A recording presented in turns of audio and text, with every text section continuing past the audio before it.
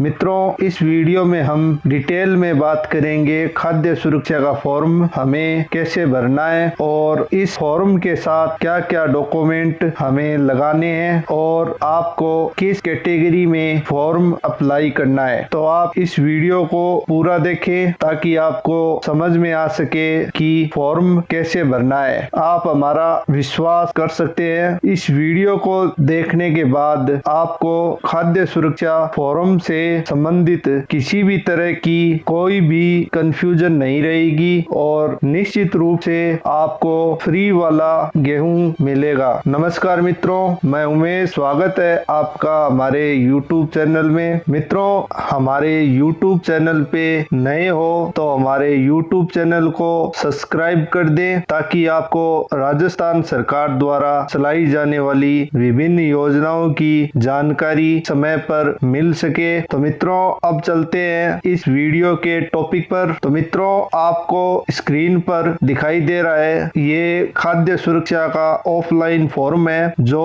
3 page का है। ये फॉर्म ग्रामीण एवं शहरी क्षेत्रों के लिए अलग अलग है। हालांकि इन दोनों फॉर्मों में कोई विशेष अंतर नहीं है। हम इस वीडियो में दोनों फॉर्म को भरना सीखेंगे और साथ में क्या क्या डॉक्यूमेंट लगेंगे ये जानेंगे। और इस फॉर्म को अगर आप डाउनलोड करना चाहते हैं, इस वीडियो के डिस्क्रिप्शन में एक आपको लिंक मिलेगा, वहां से आप इस फॉर्म को डाउनलोड कर सकते हैं। तो मित्रों, अब हम चलते हैं पहले ऑप्शन पर। तो आपको स्क्रीन पे दिखाई दे रहा होगा पहला ऑप्शन उपखंड। तो यहाँ पे जो भी आपका उपखंड लगता है वो उपखंड आप यहाँ पे लिख दें। और फिर जो अगला ऑप्शन है अपिलार्थी, यहाँ पे जो जिसके नाम आवेदन किया जा रहा है उसका नाम लिखेंगे और उसके बाद पुत्र पुत्री श्रीमती और श्री। तो यहाँ पे पिता का नाम लिखा जाएगा। अगर महिला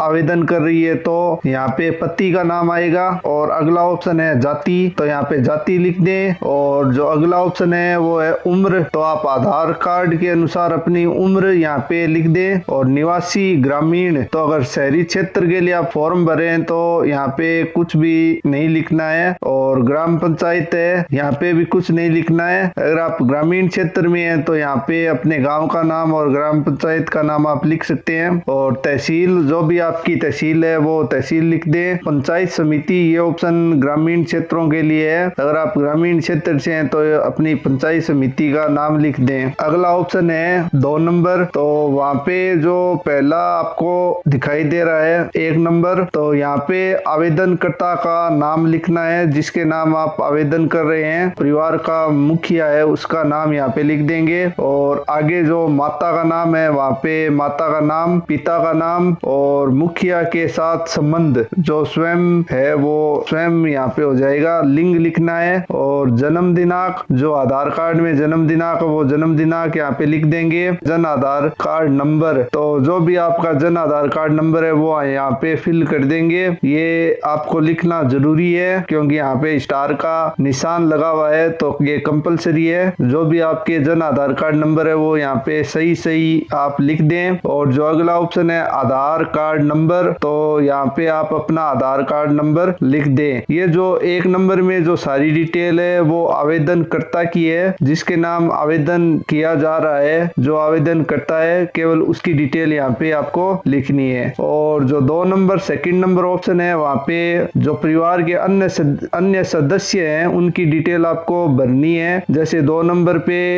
जैसे पत्नी है तो पत्नी का नाम और उनके माता का नाम, पिता का नाम और मुखिया से संबंध। अगर जैसे पति है तो पति लिख देंगे। लिंग, जन्म दिनांक और जन आधार कार्ड की संख्या सेम हो जाएगी। और आधार कार्ड संख्या, जो भी आधार कार्ड संख्या है उनकी वो यहाँ पे लिख देंगे। और फिर ऐसे ही जो आगे जैसे जो भी परिवार के अन्य सदस्य उनकी डिटेल लिख देंगे। उसके बाद चलते हैं, जो आगे आप देख सकते हैं यहाँ पे फॉर्म में कैटेगरी वाइज डिटेल दी गई है। तो आप जिस कैटेगरी से आते हैं वो कैटेगरी आपको इन ऑप्शन में से चुननी है। जैसे कई ऑप्शन में आपको बता रहा हूँ, जैसे आप वृद्धावस्था पेंशन ले रहे हैं तो आप खाद्य सुरक्षा के लिए आवेदन कर रहे हैं और आप वृद्धावस्था पेंशन ले रहे हैं तो यहाँ पे वृद्धावस्था पेंशन आप चुन सकते हैं। आप डिटेल से आप फॉर्म को डाउनलोड कर ले और जो कैटेगरी, जिस कैटेगरी में आप आते हैं वो कैटेगरी आप चुन लें। ठीक है, तो कई कैटेगरी आपको मैं बता रहा हूँ, जैसे सफाई कर्मचारी, शहरी घरेलू कामकाजी महिलाएं, कचरा बीनने वाले परिवार, और इंदिरा गांधी राष्ट्रीय विधवा पेंशन योजना, मुख्यमंत्री विशेष योग्यजन पेंशन योजना, इंदिरा गांधी राष्ट्रीय विकलांग पेंशन योजना, एकल नारी पेंशन योजना, श्रम विभाग में पंजीकृत निर्माण श्रमिक। तो आप जिस कैटेगरी से भी है वो कैटेगरी आप यहाँ पे चुन सकते हैं और ध्यान से आप इसको पढ़ ले। अब चलते हैं नेक्स्ट पेज पे। यहाँ पे आप देख सकते हैं 4 नंबर ऑप्शन, यहाँ पे लिखा है अपीलार्थी उपरोक्त समावेशन प्राथमिकता श्रेणी। तो जो भी जिस भी आप श्रेणी में आते हैं वो श्रेणी यहाँ पे लिख दें। जैसे आप वृद्धावस्था पेंशन योजना में शामिल है तो यहाँ पे वो संख्या लिख दें, और में अभिलिखित उपवर्ग, और यहाँ पे अगर उपवर्ग है कोई उसका, जैसे आप वृद्धावस्था पेंशन का लाभ ले रहे हैं तो श्रेणी में आ जाएगा 5 नंबर और अभिलेखित उपवर्ग आ जाएगा ए। आगे लिखा है कि श्रेणी का जिसके साक्ष्य के रूप में दस्तावेज, तो यहाँ पे जो भी आप दस्तावेज लगाएंगे, जैसे आप वृद्धावस्था पेंशन योजना का लाभ उठा रहे हैं तो आपके पास पीपीओ नंबर होगा, तो वो पीपीओ यहाँ पे लिख दे। और इसके अलावा जो भी जिस योजना के अंतर्गत आप आवेदन कर रहे हैं तो वो जो भी आप डॉक्यूमेंट लगाएंगे वो डॉक्यूमेंट का नाम आपको यहाँ पे लिखना होगा। उसके बाद नीचे ऑप्शन आ जाते हैं, ऑप्शन संख्या 6 में, अतः अपील स्वीकार कर अपीलार्थी के परिवार जिसका जन आधार कार्ड संख्या, तो आपको यहाँ पे जन आधार कार्ड संख्या लिखनी है, का वार्ड संख्या, यहाँ पे वार्ड संख्या लिख दें आप जिस वार्ड में आप रहते हैं, नगर पालिका, नगर निगम, जो भी नगर पालिका आपके लगती है या नगर निगम है वो नगर निगम का नाम लिख दें आप अपने अनुसार। फिर जो तहसील है उसका नाम लिख दें और जिस जिले में आप रहते हैं उस जिले का नाम लिख दें आगे। और जिस श्रेणी से आप फॉर्म भर रहे हैं वो श्रेणी का नाम लिख दें। जैसे आप वृद्धावस्था पेंशन योजना के अंतर्गत आप अगर आवेदन कर रहे हैं तो यहाँ वृद्धावस्था पेंशन योजना, और जो श्रेणी संख्या है जैसे 5 नंबर है तो 5 नंबर यहाँ पे लिख दें। और इसके अलावा अगर मान लो आपके पास श्रमिक कार्ड है तो यहाँ पे श्रमिक कार्ड लिख दें और जो श्रेणी संख्या है वो साथ में लिख दें। फिर जो अगला ऑप्शन है वो है दस्तावेज की सूची। तो मैं आपको यहाँ पे बता दूं कि जो दस्तावेज है वो आपको एक तो जन आधार कार्ड और राशन कार्ड और जितने भी सदस्य हैं उनके आधार कार्ड, और जिस कैटेगरी के अंतर्गत आप आवेदन करना चाहते हैं या आवेदन कर रहे हैं उस कैटेगरी का कोई एक डॉक्यूमेंट, जैसे वृद्धावस्था पेंशन योजना के अंतर्गत आप आवेदन कर रहे हैं तो आप यहाँ पे पीपीओ जो आपके पास ओरिजिनल है उसकी फोटोकॉपी आप लगा सकते हैं। इसके अलावा अगर आपके पास श्रमिक कार्ड है तो श्रमिक कार्ड की फोटोकॉपी लगा सकते हैं। आप मनरेगा के अंतर्गत आवेदन कर रहे हैं तो मनरेगा का डॉक्यूमेंट लगा सकते हैं। और इसके अलावा और बहुत सारी योजनाएं जैसे पालनहार योजना का लाभ उठा रहे हैं तो उसका डॉक्यूमेंट लगा सकते हैं, एकल नारी पेंशन योजना का डॉक्यूमेंट लगा सकते हैं, या फिर विकलांग पेंशन योजना, जिस कैटेगरी के अंतर्गत आप आवेदन कर रहे हैं उस कैटेगरी का डॉक्यूमेंट आप लगा सकते हैं। और इसमें एक विशेष बात है, जो भी डॉक्यूमेंट आप लगा रहे हैं उन पे आपके हस्ताक्षर होने आवश्यक है। अगर आप हस्ताक्षर नहीं करते तो हो सकता है आपका फॉर्म रिजेक्ट कर दिया जाए। तो जैसे आधार कार्ड है तो जिन जिन सदस्यों के आप आधार कार्ड लगा रहे हैं उन सदस्यों के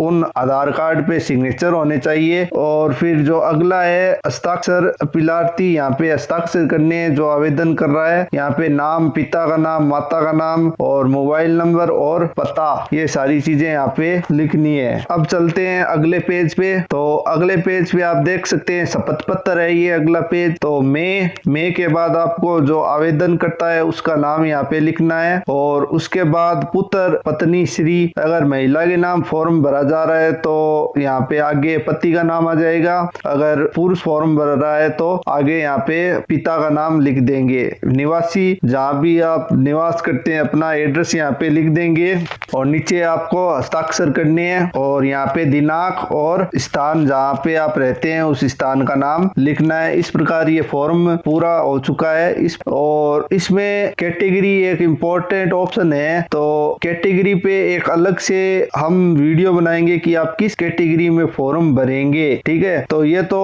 आपको ऑफलाइन फॉर्म भरने का मैंने एक तरीका बताया है डिटेल में। तो अब जो अगला वीडियो हम बनाएंगे वो बनाएंगे कैटेगरी का, तो आप हमारे YouTube चैनल को सब्सक्राइब कर दें ताकि आप किस कैटेगरी में फॉर्म भरेंगे ये आप अच्छी तरीके से समझ सकें, ताकि आपका फॉर्म किसी भी हालत में रिजेक्ट नहीं हो। तो मित्रों, अगला वीडियो हम जल्दी अपलोड करेंगे हमारे इस YouTube चैनल में। आप हमारे YouTube चैनल को सब्सक्राइब कर दें ताकि आपको कैटेगरी समझने में आसानी हो सके और आप फॉर्म सही तरीके से भर सकें। Okay friends, thanks for watching this video.